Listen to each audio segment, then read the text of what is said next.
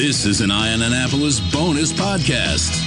Well, I'll tell you what, in New York, eyes always light up when you see a robin's egg blue box or a bag under the tree. In Annapolis, because we always do things a little bit differently, the eyes light up when they see a black bag or a black box under the tree. And joining us today, again, is Constance Palomalu, who is the operations director for Zachary's Jeweler, and Steve Samaras, who is the owner of Zachary's Jewelers. How are you guys today? Excellent. Doing great, John. Thank you. You guys are the jeweler in Annapolis, and I've purchased several Christmas gifts from you over the years, and they always do make the eyes light up, whatever you get. And we wanted to talk a little bit about, because everything is getting somewhat back to normal after a couple of very challenging years for everybody for any number of reasons, and we still have some challenges ahead of us. But we wanted to check in and figure out, what some people might be having in that special black bag with the script Z on the side of it, or that black box under the tree. But I mean, have you seen any trends or anything that are going on as we're going into the holiday season? Yeah, absolutely. For one, diamond basics are always a staple. This year, the diamond basics seem to be a little supersized, but the trend that's a little bit more unique to this year is that we're seeing a lot of jewelry that can only be described as happy jewelry. So brighter colors, lots of yellows and pinks, blues, but really vibrant things. And I feel like it has to do with everybody just being so excited to get out and about and restart life, that there's this energy going into people looking for more fun, happy jewelry.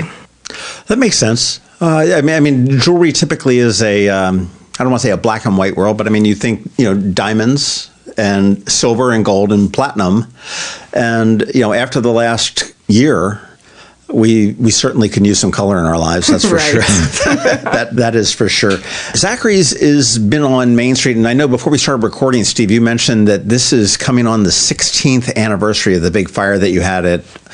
Well, you were in the 100 block of... Yeah, where Starbucks is located now. We were actually open that evening. It was the day after Thanksgiving. This year it happens to be the 25th, which is Thanksgiving. So we personally have a lot to be thankful for, being here 16 years. We always do. The fact that we're just here is, pretty thankful after the last couple of years. So it's we need to do that. But what would you suggest for, let's say, the 17-year-old St. Mary's senior that's got his high school sweetheart, is all geeky and gangly, strolling in the door? I mean, has been saving up his lawn mowing money, and is there something at Zachary's for him? Yeah, of course. One of the top trends that's coming back is actually pearl jewelry. And so for pearls, you can really get something like pearl studs for very affordable, sometimes under $100 even. And then we also have a brand in-house called 585 by Zachary's. And that is all 14 karat yellow gold jewelry curated by our youngest staff members. And it's, very wearable, smaller, delicate pieces. You can get several pieces in the collection under $500. So you guys have started your own brand? We have. When did that happen? When we had time on our hands to think of how do we rebuild the business. Or during the initial part of COVID.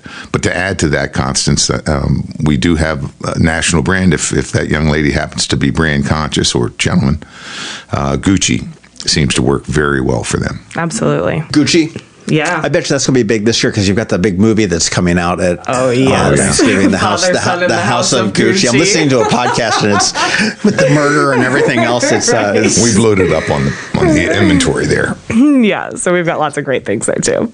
I would imagine. And you guys have plenty of stuff for pretty much all sizes of wallets. Again, from that high school senior, what does Elon Musk buy when he strolls in? I mean, I remember last year, or a couple of years ago, you had some crazy Hope Diamond-esque thing in inventory. Yeah, we've got some pretty amazing things. That was the rumor. You wouldn't let me in the back to see it, but that's... Kept that on a lock and key, but we do have... quite a number of pieces that are very, very valuable, one of a kind. Now, you guys source your own you go out on your own buying expeditions, right? We do. All over the world. Where's your favorite place to buy jewelry as a jeweler? Oh, I was going to say 100 Main Street. yeah. For the consumer, but I mean, is Africa still the place to go for diamonds? Africa is whether De Beers is the company that really, I don't want to say controls the industry, but they have a great deal of influence on it. And the 3 countries in Africa that they have supported, Botswana, Namibia, and South Africa, along with Canada. But what they've done for those nations in providing 50% of the profits that they extract from natural resources there goes back to the country. And you can see the development in those literally third world nations prior to De Beers' involvement. You can see the growth in those countries now.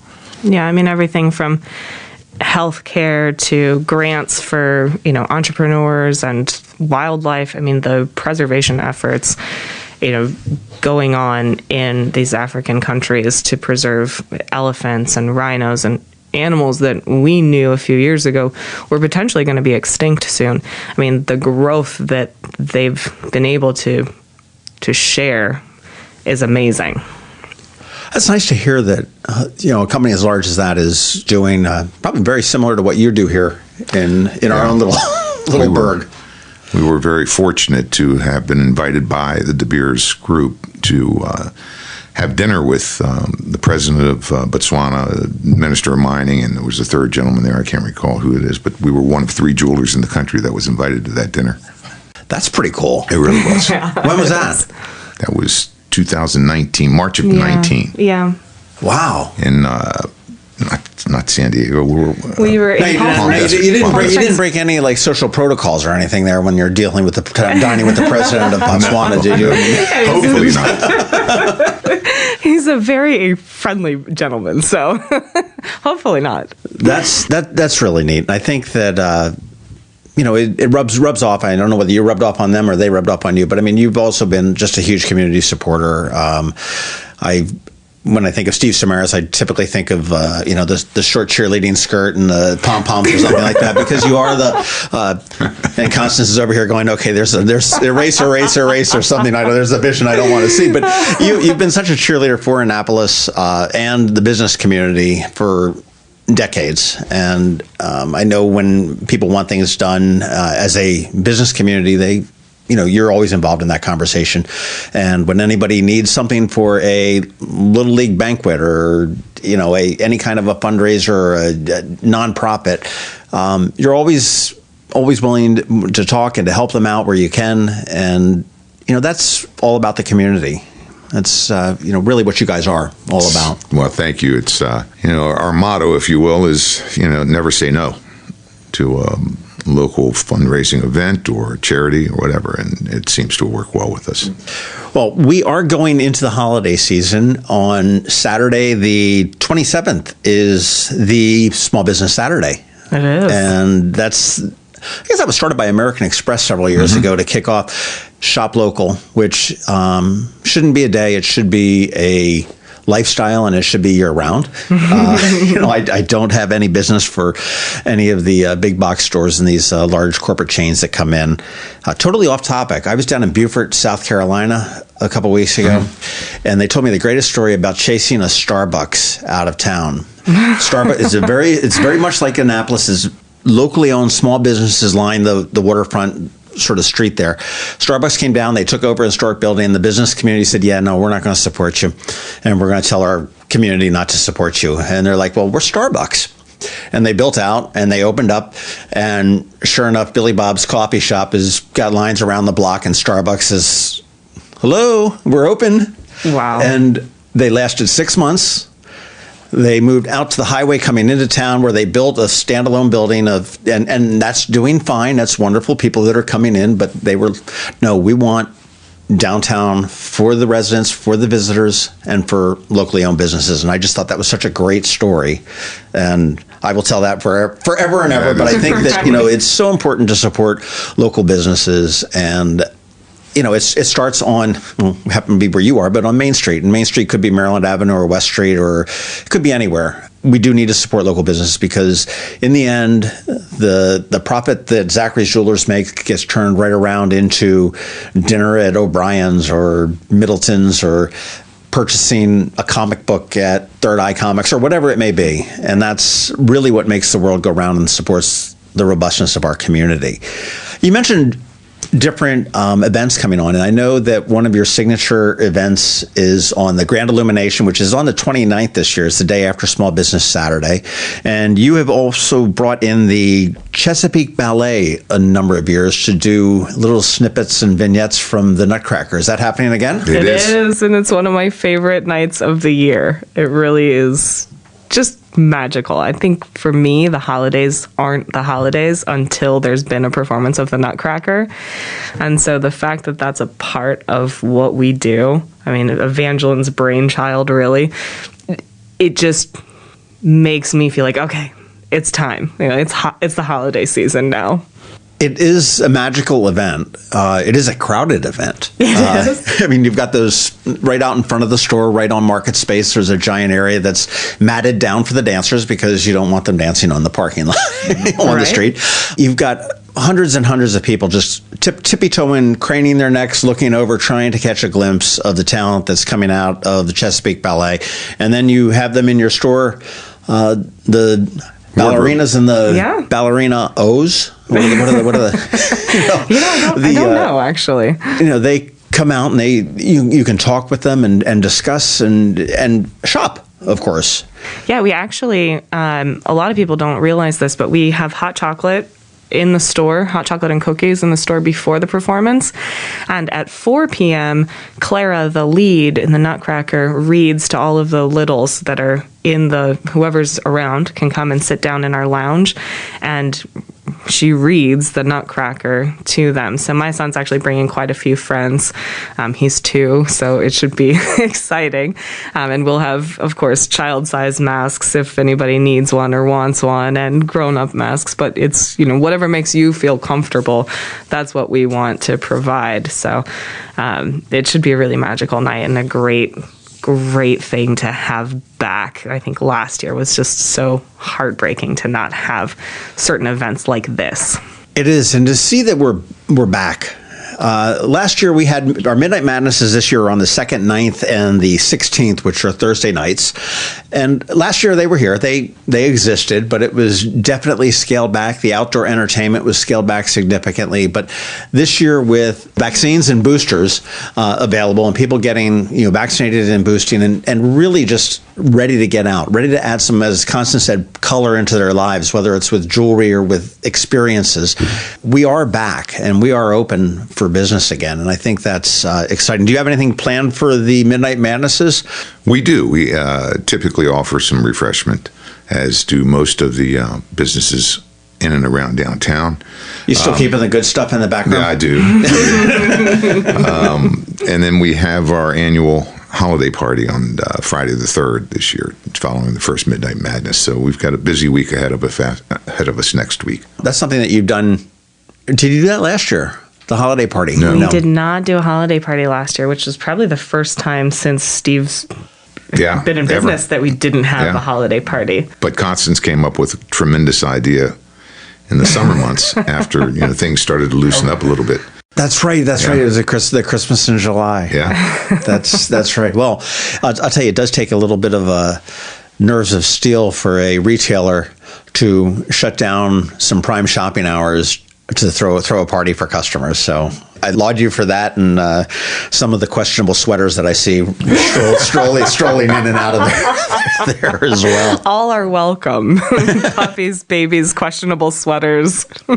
Well, absolutely. Well, do you guys have a list? I mean, what should be on the Christmas list for people this year? I mean, give me a couple ideas of specific things that you might suggest somebody is looking to get in a jewelry gift.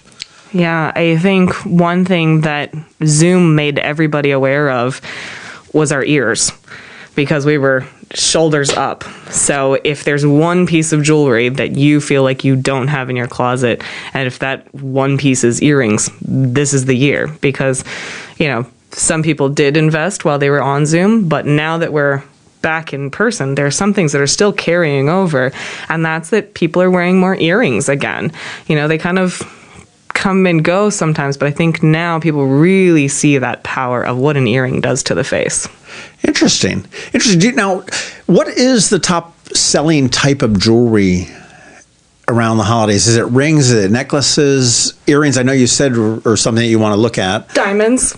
Yeah. Okay. There's a surprise. It is the staples. It's always the diamond studs, the diamond tennis bracelets, the diamond pendants, the diamond necklaces. Right. So yeah, it's.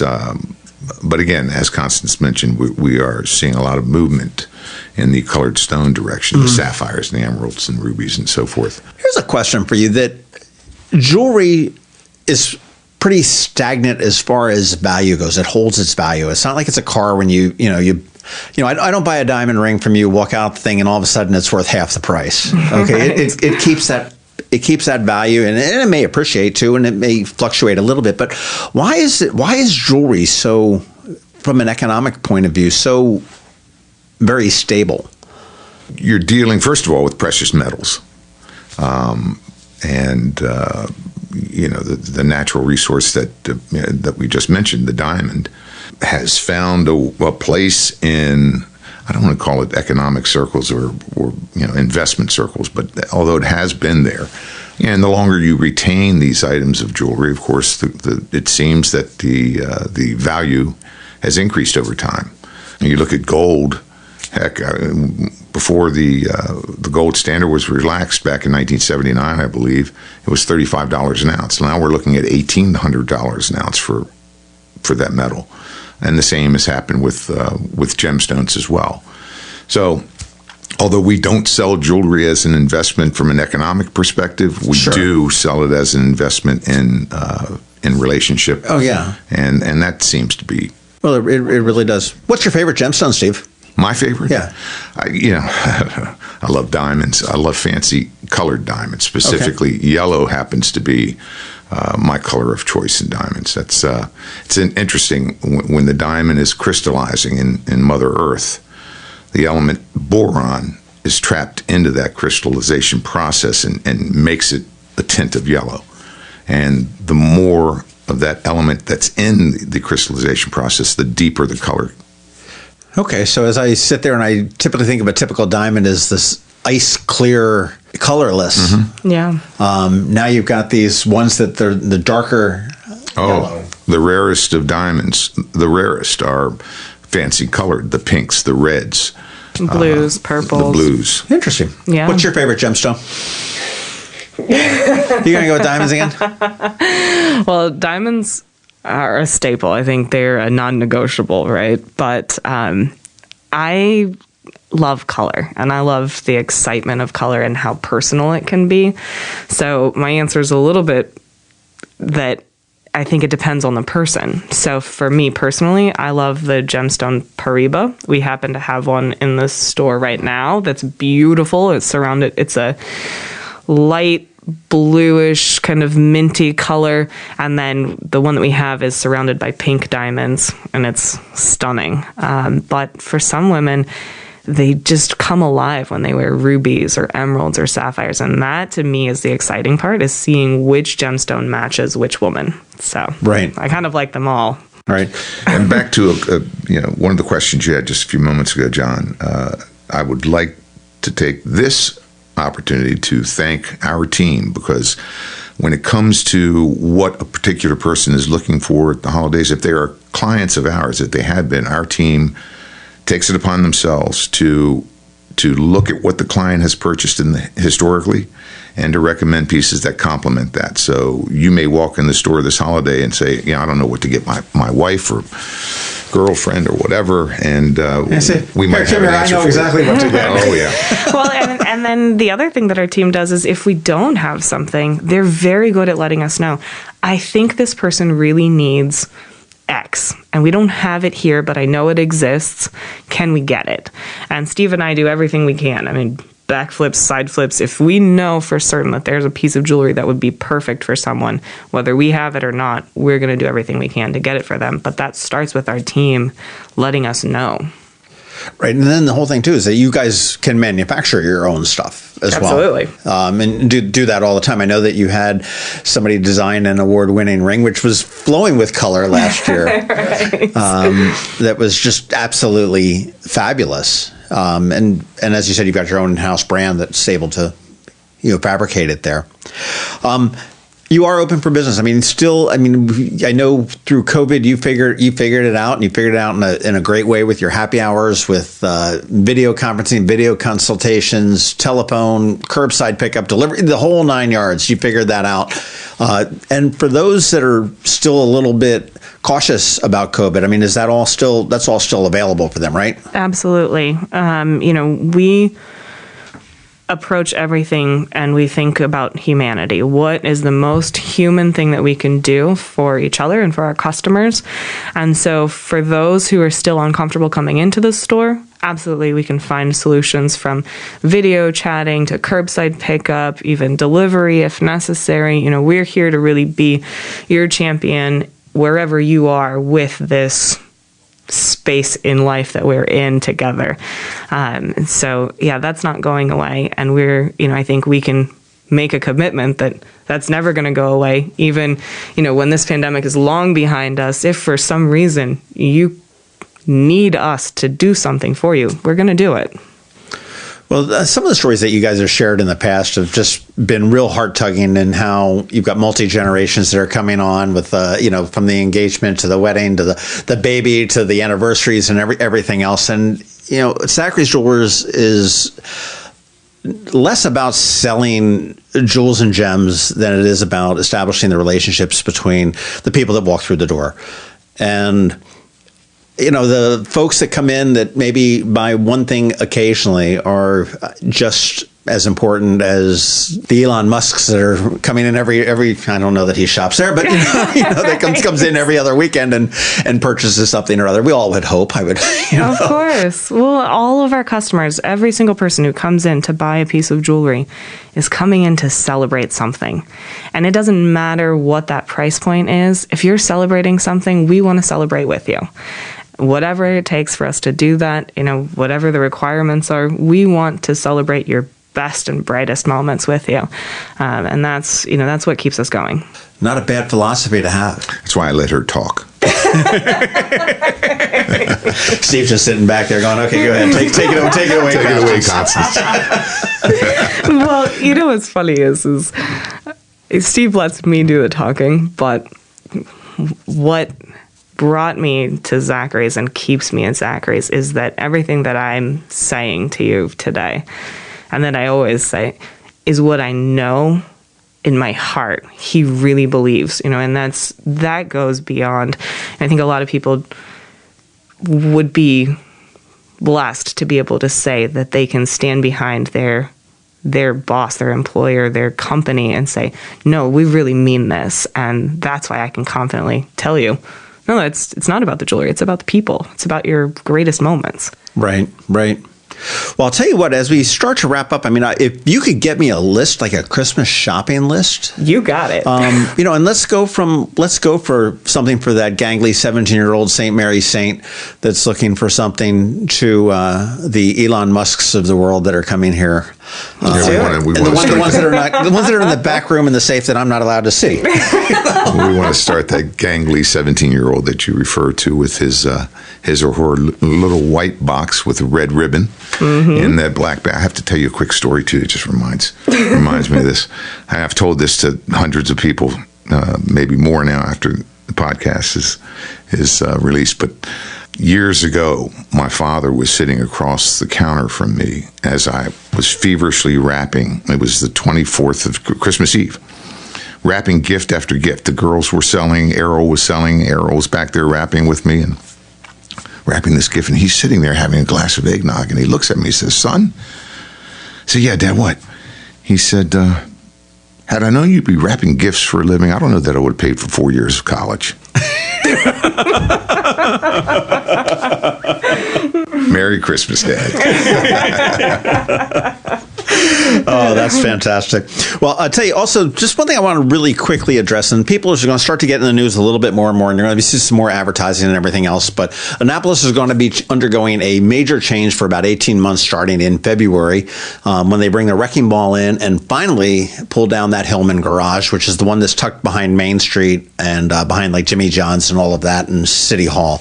That's going to lose about 600 parking spaces. And as we all know, parking is pretty tight here in Annapolis as it is right now. But how is Zachary's Jewelers? I know that the city is working to make sure that everyone knows, hey, we're open and ready to go. But I mean, is it business as usual for Zachary's? Yes. Constance and I are on that team headed by Eileen Fogarty. Offering our input and suggestions as to valet parking, as to transit system that can get people from one place to another with relative ease. So there's a lot that we're very positive about for this next adventure, if you will, that the city is about to embark on. But the good news is, John, we're losing 490 spaces for just over a year. We're gaining some more by, some of the things that were being offered.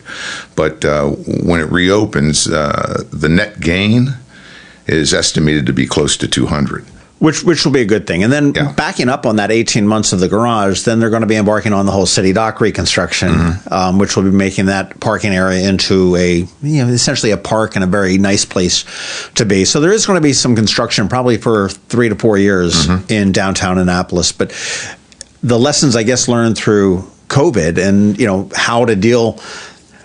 I mean, at one point in COVID, you were not open, but you were doing business. Absolutely. And there are probably going to be some times in the next couple of years where people go, oh my gosh, I don't want to go downtown. But the message is no, downtown is open. It may not be quite as convenient, but certainly Zachary's has turned around and figured out a way to make the relationships continue, to make the celebrations continue, regardless of pandemic or construction, I guess. Well, again, I've been studying this for almost 40 years, the parking or the perception of a parking issue downtown. There are really only, I think the last count, there were about 80 days a year where the garage was completely full. Obviously, weekends during the summer months in boat shows. I don't even think it's 80. I think it was 65 now. But anyhow, most of Annapolis's client base, at least for the local business, excluding T-shirt shops and things of that nature, but most of them are patronized by our local community. Few of those people that come downtown to shop actually use the garage, unless they're coming down on the weekend or unless they're coming down for a lengthy stay, restaurant in the evening or whatever. So although there is going to be a bit of a challenge there involved with the next year and a half, we like to think that some of the things that we're putting into place now, some of the new creative ideas that the mayor and his office have come up with along with Eileen and our group, is not only going to have a positive effect on what happens in this next year and a half, but long term, it's going to change the face of what downtown parking and transportation looks like. Oh, I agree. Well, Zachary's Jewelers is open. Zachary's Jewelers will be having the Chesapeake Ballet on the 27th of this month, the 28th of this month. Yes. 27th is Small Business Saturday. 28th is the Grand Illumination. And 4 o'clock is Storytime. 4 o'clock is Storytime. I'm always looking forward to that. That's such a magical night when the lights go on, and typically half of the fuses are out, and then the second half of the tree lights up afterwards. But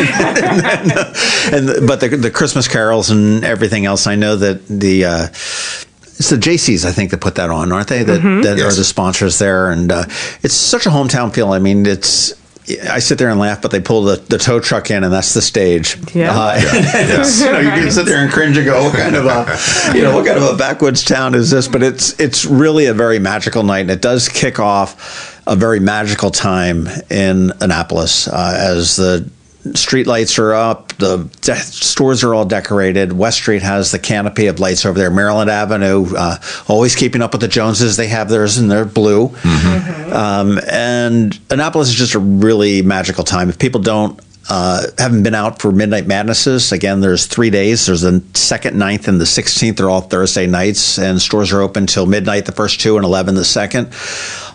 Go on in and browse the store. Smile, introduce yourself to Steve and Constance, and ask them to take you into the back room where they keep the good booze, as opposed to the cider that they they give out there. Hey, don't knock our cider. People love our cider and eggnog. The cider and eggnog is very good, as are the cookies. Always. So we don't forget the cookies. Experience Midnight Madness, experience Zachary's Jewelers, and all the other retailers that are down there. Shop locally. It is so important to our community as a community as to keep these businesses thriving. And just remember, if you're still a little bit freaked on COVID, Zachary's has the answer for you. They're meeting you wherever you are, as Constance said, and building that relationship. And that continues on through the construction that we're going to be seeing in the next couple of years. But it will. Thank you very much. And Constance, you're going to get me a shopping list, right? Yes, I am. Okay. Thank you for having us. And lastly, thank you. This has been a bonus podcast from Ion Annapolis. Please visit us at ionannapolis.net. Follow us on Facebook at All Annapolis and on Twitter at Ion Annapolis. And if you haven't subscribed to the Daily News Brief podcast, go for it. And all of your local news will be delivered to your phone, tablet, or smart device by 6 a.m. every Monday through Friday.